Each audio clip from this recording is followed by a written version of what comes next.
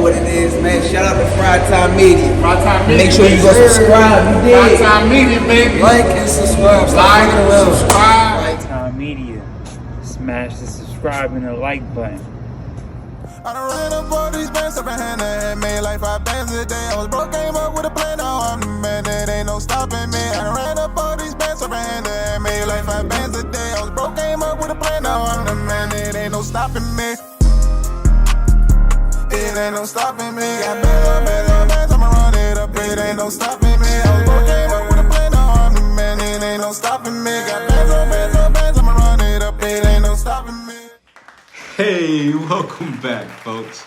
Now, you're probably used to me talking about a lot of things, politics, history, maybe even the occasional meme.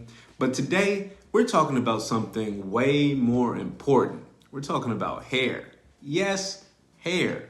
The thing we all love to complain about. But in reality, it's as personal as your social security number, and definitely more important than you realize.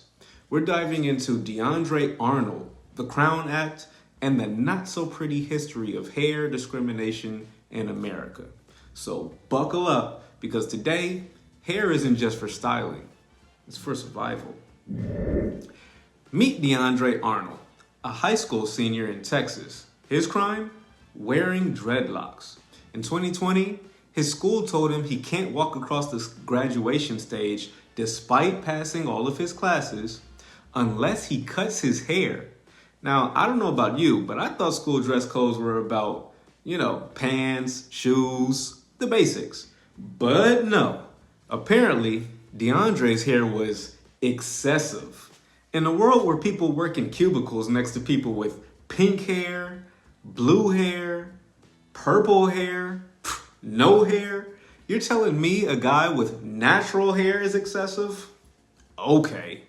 But seriously, DeAndre's hair wasn't just a fashion statement.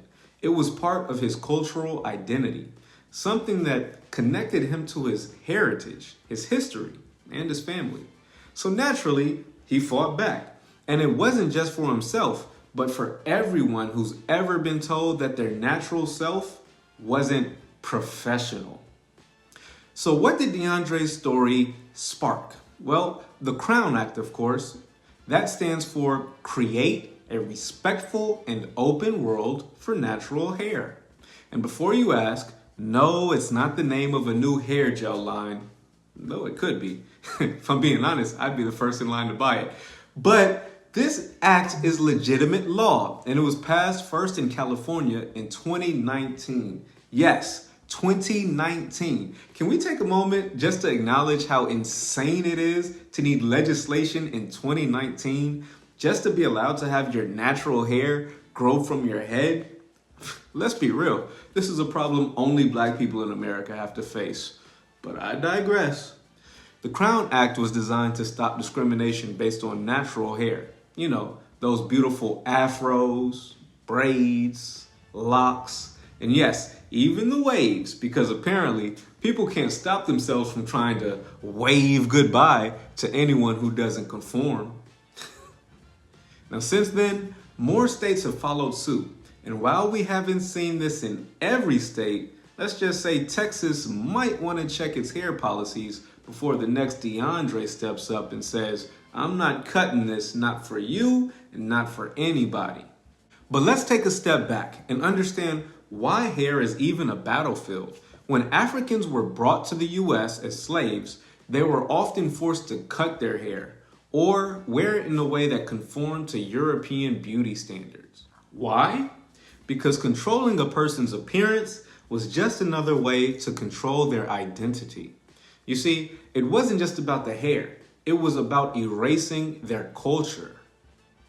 If you don't understand the importance of your natural hair, open up your Bible and read the story of Hannah and Samuel, or Samson and Delilah, or the vow of the Nazarite. Check it out. You'll see that not cutting your hair, letting your natural hair grow, is more important than you might have known. You ever have someone ask you, when are you going to cut your hair? And just think to yourself, what is the maximum penalty for first-degree battery? No? Just me? Never mind. Hair was one of the first things enslavers targeted to break their captive spirit.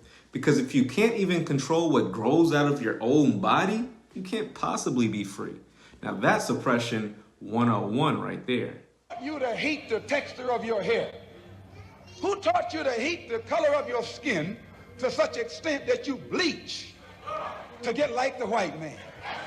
Who taught you to hate the shape of your nose and the shape of your lips? Who taught you to hate yourself from the top of your head to the soles of your feet? Who taught you to hate your own kind? Who taught you to hate the race that you belong to? So much so that you don't want to be around each other.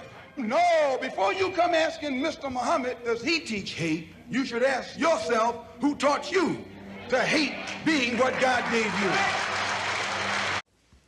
Now let's be clear. This wasn't just a suggestion. It was policy.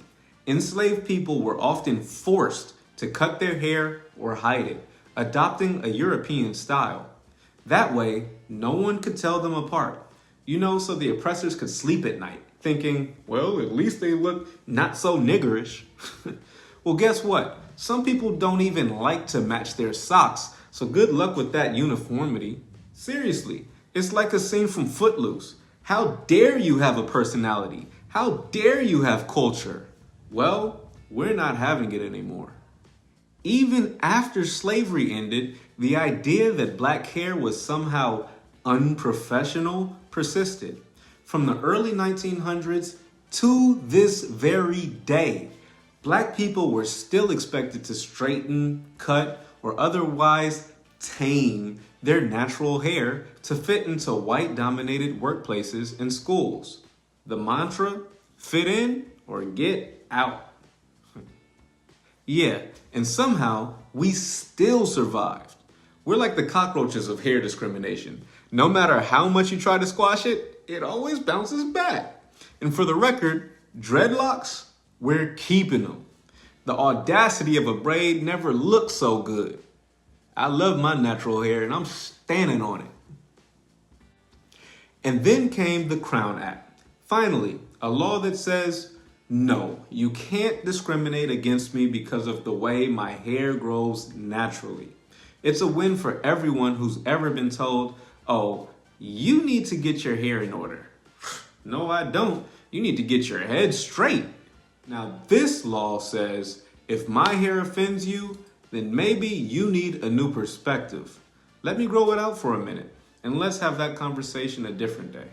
The Crown Act ensures that everyone can have their natural hair in peace, without fear of being told they're unprofessional or untidy. So the next time you see someone rocking their dreadlocks, braids, or afros, remember, it's not just a hairstyle. It's a declaration of independence. It's reclaiming culture, rejecting a history of oppression, and standing tall on your identity. The Crown Act may have been a law passed on paper, but it's a declaration that we're finally ready to wear our crowns proudly. And I would encourage the remaining states who have not yet passed the Crown Act to get active, get on it, because this is something that affects millions of black people in this country. And to still be having to fight this type of discrimination in 2025, it's gotta stop. But hey, that's just what I think.